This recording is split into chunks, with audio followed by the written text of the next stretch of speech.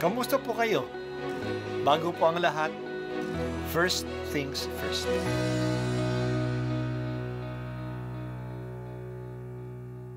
Good morning po. Sinisimulan po natin ngayon ang first things first. At dito po, tinatalakay natin sa unang bahagi ng umaga natin ay ang first readings na binabasa po sa banal na misa. Ito pong tinatalakay natin kasi madalas po marami na tayong alam tungkol sa gospel readings. Pero konti po ang nagsasalita sa first readings. Pero ang first readings, bahagi din po yan ng Biblia, ng banal na kasulatan. Kaya susubaybayan po natin ang mga first readings, basahin po natin at kuminsan kailangan ng basahin ng 2 o 3 beses bago maintindihan kasi hindi po tayo familiar sa mga istorya at sa mga kaisipan na tinatalakay dito. Ang pagbasa mula sa aklat ng pahayag. Ako'y si Juan at nakita kong umaakyat sa gawing silangan ang isa pang anghel. Taglay ang pantatak ng Diyos na buhay. Umiyaw siya sa 4 na anghel na binigyan ng Diyos ng kapangyarihang maminsala sa lupa at sa dagat. Huwag muna ninyong pinsalain ang lupa, ang dagat o ang mga punong kahoy. Hintayin ninyong matatakan sa noo ang mga lingkod ng ating Diyos. At sinabi sa akin ang bilang ng mga tinatakan, 144,000 buhat sa 12 lipi ng Israel. Pagkatapos nooy nakita ko ang napakaraming taong di kayang bilangin ni numan. Sila'y mula sa bawat bansa, lahi, bayan at wika. Nakatayo sila sa harap ng trono ng kordero, nakadamit ng puti at may hawak na mga palaspas. Sabay-sabay nilang sinabi, ang kaligtasan ay mula sa kordero at sa ating Diyos na nakaluklok sa trono. Tumayo ang lahat ng anghel sa palibot ng trono ng matatanda at ng 4 na nilalang na buhay. Sila'y nagpatira pa sa harap ng trono at sumamba sa Diyos. Ang wika nila, Amen. Sa ating Diyos ang kapurihan, kadakilaan, karunungan, pasasalamat, karangalan, kapangyarihan at kalakasan magpakailanman. Amen. Tinanong ako ng isa sa matanda, sino ang taong nakadamit na puti at saan sila nanggaling? Hindi ko po alam, tugon ko. Kayo ang nakaaalam. Ang sinabi niya sa akin, sila ang mga nagtagumpay sa kabila ng mahigpit na pag-uusi, nilinis nila at pinaputi sa dugo ng kordero ang kanilang damit. Ang salita ng Diyos. Salamat sa Diyos. Kaysa iyong mga kilala natin, napakarami mga Pilipino ang nakipaglaban sa kaaway upang maligtas tayo sa kamay ng mga Kastila, sa kamay ng mga Amerikano, sa kamay ng mga Hapones.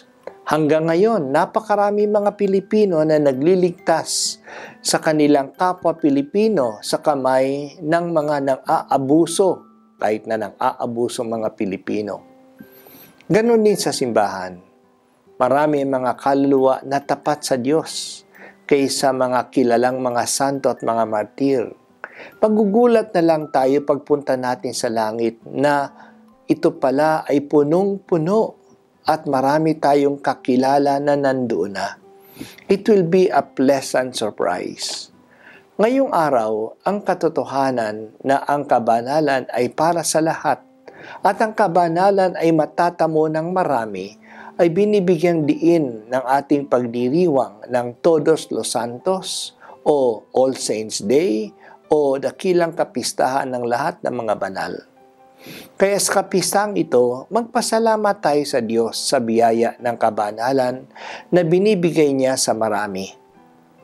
Ito ay nagbibigay din sa atin ng pag-asa na maaari din tayong mapabilang sa mga banal. Magsikap lamang tayo. Ang kabanalan ay inaalok ng Diyos sa lahat. Sinabi ni San Juan sa ating pagbasa ngayon, isipin ninyo kung gaano kalaki ang pag-ibig sa atin ng Ama. Oo, isipin natin ito. Talagang malaki ang pag-ibig sa atin ng Diyos Ama. Nilikha niya tayo. Siya ang may gusto na mabuhay tayo. At hindi lang mabuhay, gusto niya na ampunin tayo na maging mga anak niya. Anak nga tayo ng Diyos. Isipin natin yan. Anak tayo ng Diyos. Naging anak tayo sa binyag. Ngayon, parang hindi pa halata na anak tayo ng Diyos. Parang walang masyadong pagkakaiba sa atin at sa ibang hindi Kristiyano. Minsan, wala pa ngang pagkakaiba sa ating pag-uugali. Ngunit magiging hayag sa iba kasi tayo'y anak ng Diyos pagdating muli ni Jesus. Nangako si Jesus na darating siya muli. Darating siya na may kaluwalhatian at ang lahat ng tumanggap sa Kanya ay mararamtan din ng kaluwalhatian. Kung nakihati tayo sa Kanyang kahirapan, makikiisa din tayo sa Kanyang kadakilaan. Mabibigla na lang tayo sa kaligayahan, sa kaliwanagan, sa pag-ibig na mapapasa atin kasi tayo ay mga anak ng Diyos. Isipin natin ito, lalo na sa mga panahon na nanghihina tayo sa ating pagsunod kay Kristo. Dakila tayo, may karangalan tayo, kasi tayo ay anak ng Diyos. O Jesus, pukawin mo palagi sa aming puso ang pananabik na maging tulad mo dito sa lupa at diyan sa langit.